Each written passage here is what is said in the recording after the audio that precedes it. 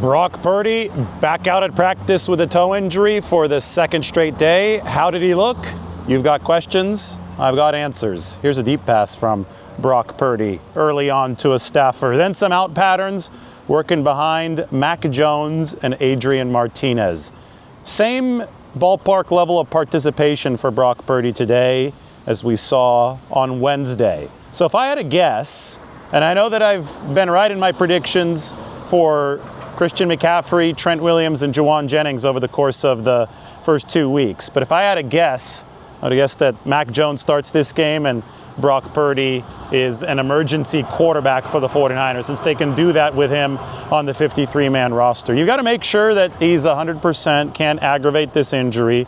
It's hard to tell from practice. He was jogging around a little bit, walking around the field. It's hard to tell exactly where that toe injury is. But we do know that Mac is a capable number 2 quarterback. We saw it last week, and we do know that he's been leading the charge for the 49ers here in this Arizona Cardinals week. Big challenge coming up for the 49ers. Do you see in the background there? That's Kyle Juszczyk, blue non-contact jersey, returned to practice today.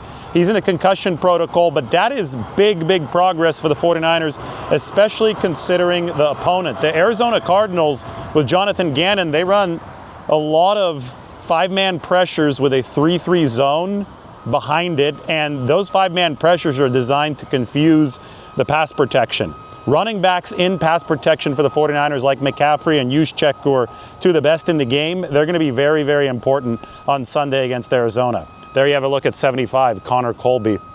49ers new starting left guard. There's another prediction that's gone well.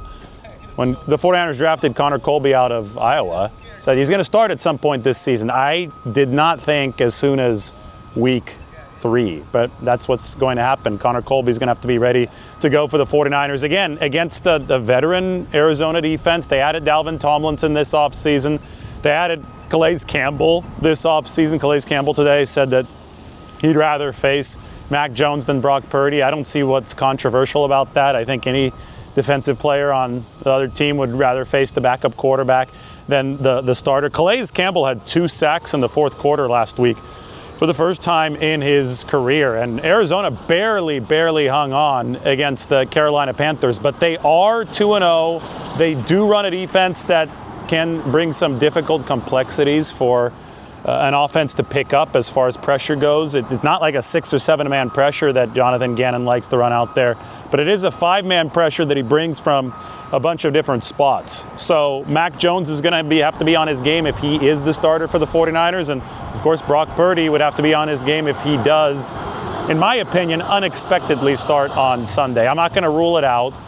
I'm not sure if the 49ers have fully ruled it out. We're going to learn a little bit more tomorrow, and then we'll probably know for sure as Sunday rolls around. But whoever's under center is going to have to be ready to play against the defense that is certain to bring some complex heat. No Juwan Jennings at practice today. He was not in uniform. We did see him working off on the side. And Trent Williams was in that weight room area with his helmet on.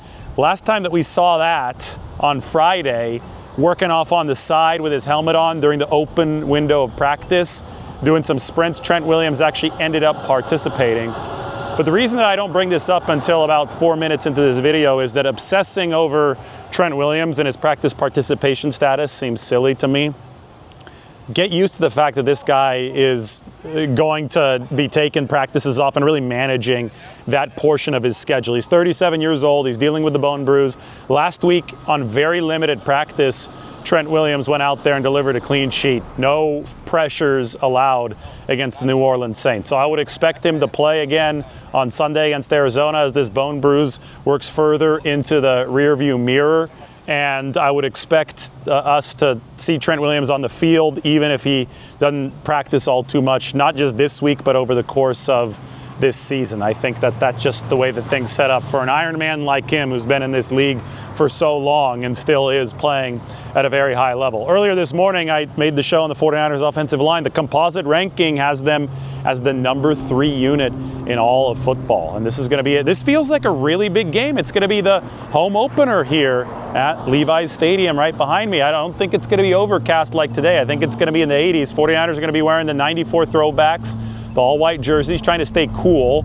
it's not going to be as hot as it was last year, 100 degrees. And that's the big reason why the 49ers have decided to go with the white jerseys at home, allowing Arizona to wear red as the road team against the 49ers. It seems crazy. That's going to be the first time that this has happened. Both of the last times that the 49ers have worn white at home, the opposing team has not worn red. The first time was in 2019 against the Carolina Panthers, and obviously Carolina doesn't have any red in their jersey. But the 49ers want to make sure that they can get every advantage possible, given the fact that Arizona does do some of its training outside in the desert heat. And I think last year's game here at Levi's early in the season really illustrated that advantage. The Cardinals wore the 49ers down. That was the game San Francisco led by 10 early on. Special teams, that's where Jake Moody suffered the high ankle sprain. But the Cardinals, they've got those vets. And Budda Baker, you can't forget about him. Mac Wilson, the linebacker, is a very good blitzer. He's going to be one of the 5 coming at the QB a lot. But also, Budda Baker can come at the quarterback from any spot on the field as a safety. So it should be a big challenge for the 49ers. Speaking of big game, this is a division game. NFC West battle between the 49ers and the Cardinals.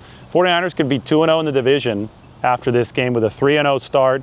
Jacksonville, an AFC South team, coming in after that. This is the first of a 2-game homestand, presumably with Purdy back by next week. I mean, that's the thing. If he's not back this week, I think it's exceedingly likely that he returns against Jacksonville, just based on the read that I'm getting on this situation. So it's one of those things where last year it did not go well against the NFC West. 1-5 for the 49ers against the division in 2024. They're already 1-0 with that win against Seattle, and they would like to continue stacking the success this week.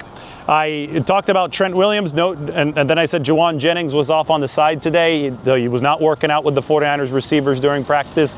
I did see Juwan shooting hoops at practice yesterday, or in the locker room, not at practice. They don't have a basketball hoop out on the practice field, but they do have one in the locker room. He was shooting some hoops. It didn't look like he was seriously hurt. I know that he's dealing with 2 things, the shoulder and the ankle, which popped up in New Orleans now. For all we know, Juwan Jennings could be another management scenario for San Francisco. Just like Trent Williams is a management scenario, working from week to week, Juwan Jennings might be as well. We know that he's got those $3 million in new incentives in his deal, so it really does behoove him to get out there and play whenever he can. So he's got to do whatever is possible to take care of his body to be able to play on Sundays. I think that Yetur Gross-Matos is on a similar track for the 49ers as well. As long as, even with limited practice, as long as he can get out there and deliver.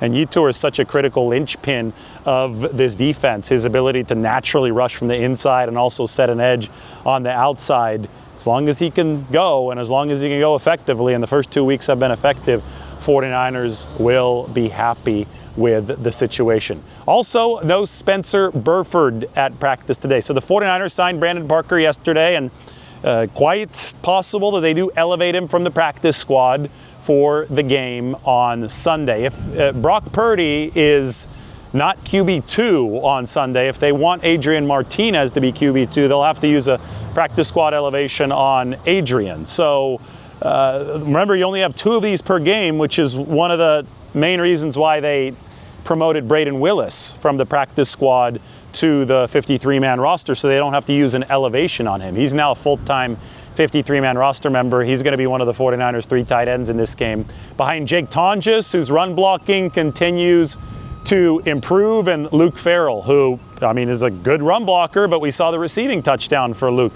Luke Farrell was a teammate of Nick Bosa's at Ohio State. Isn't that cool? Full circle moment. Now Luke, who is going to get to play against his former team, Jacksonville, next week, does have a former teammate, Nick Bosa, on his side. And speaking of Bosa and the all-white uniforms against the Carolina Panthers, the 49ers debuted them in 2019, so that's already 6 years ago. They're going to be wearing them again here at Levi's. That's when Nick Bosa had his first interception. Remember that? Kyle Allen was the quarterback for Carolina, and Nick Bosa just kind of tipped the ball up to himself and intercepted it, ran it back about 50 yards, just shy of a pick 6. He actually then had his second career interception against Arizona in this stadium last year, and that game the 49ers ended up losing. So he's going to be back in those all-white uniforms at home, and maybe Nick is going to be ready to notch another interception. One thing that I can tell you, be ready for a lot of screen passes from the Cardinals. This is not the same